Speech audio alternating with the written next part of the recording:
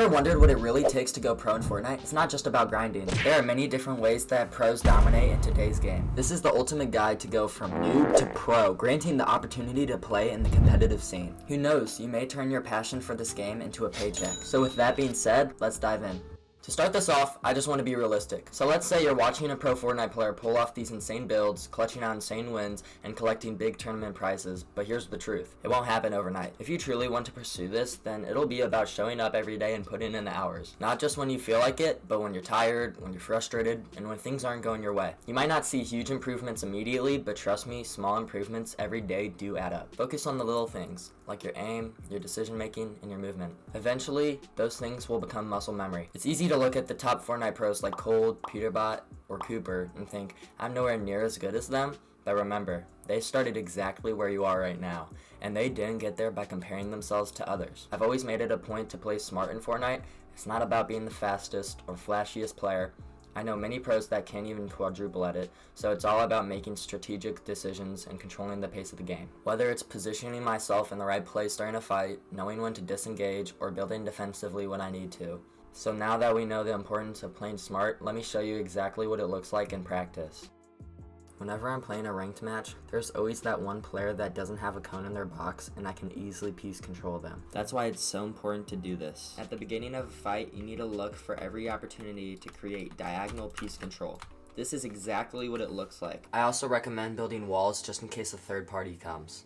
Even if I'm on high ground, I will look for every single corner, like this, and land diagonally from his builds and create diagonal piece control. The best part about diagonal piece control is that you can hold a right hand peek while attempting to take a wall. But make sure that if he edits on you, or any player in the other box edits on you, that you're able to quickly reset, and then you can go right back at pickaxing. Sometimes what you can do is fake pickaxe and then pull your shotgun out, because then they might edit on you. This is what it looks like for the other player. The final tip I have to play smart is absolutely crucial. Before you're about to get into a fight, someone might have beamed you, right? You need to build multiple boxes like this. I usually do a 2x2 because it gives me plenty of room to fight, and if you just got beamed, you have a lot of space to heal up. Just in general, making multiple boxes during a fight, even if you're not low, can make it a lot easier to play against the other player. Moving on to a completely different topic, I want to talk about the competitive scene. To be a pro, that means making a lot of money consistently from tournaments. These tournaments have stacked games that include many things you have to worry about, like storm surge, maintaining mats, and not dying off spawn. In general, a lot of players are very overcomplicated. Many will start a fight and then look at their mechanics. They start to triple edit and do unnecessary edits and builds that are simply meaningless. If you want to improve long term, you can't worry about what your eliminations look like, because this is what a lot of players do. The deep meaning behind this is that mechanics in the terms of building and editing are almost useless if you don't have full awareness of the opponent. If you can, look for any mistakes the other player is making. Maybe you can catch them off guard. When you get on, don't practice something that you're already good at. Try to learn a new tarp or work on getting faster at it. Once you experiment with more edits and builds, they will become second nature in a real game. If you are having trouble finding what you struggle with, I recommend going into 10 to 15 ranked matches and write down all the reasons why you died. Your long-term improvement will be all over the place. Think of it like an investment. At some points, you'll be playing awful, and in the long run, you will be playing amazingly. If I had to choose one method that has significantly contributed to my improvement in the competitive scene, I would say playing in NA open scrims has been the main reason. You can play these scrims by joining their Discord server. Here is a video on how to join these certain scrims. Link will be in the description. NA Open will offer a variety of gameplay modes, including solos, duos, trios, and even zone wars. When I play these scrims, one of the main focuses is consistently working on securing Storm Surge damage. Storm Surge is a critical factor in high-level matches, as failing to meet the damage threshold can quickly end your game.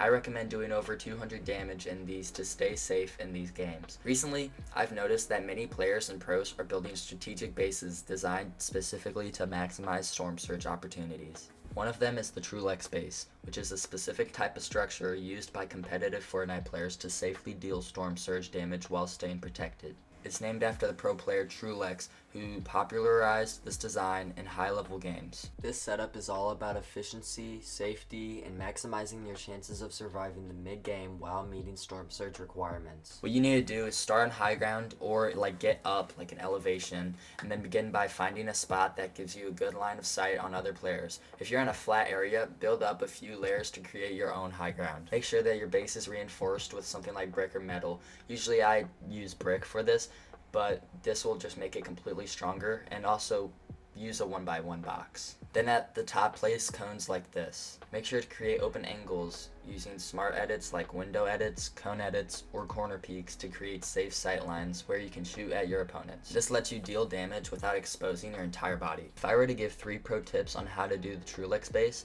then these are what it would be. Make sure to always prioritize using strong materials like metal or brick, because wood is too weak and you can get shut out. Use sound cues and visual indicators to locate opponents before exposing yourself to take shots. Remember, the Truelix base is for mid-game situations, so don't waste too many materials setting it up early or late game. Another important development in the competitive scene is the change of solo victory cups. They are no longer the automatic path to qualification.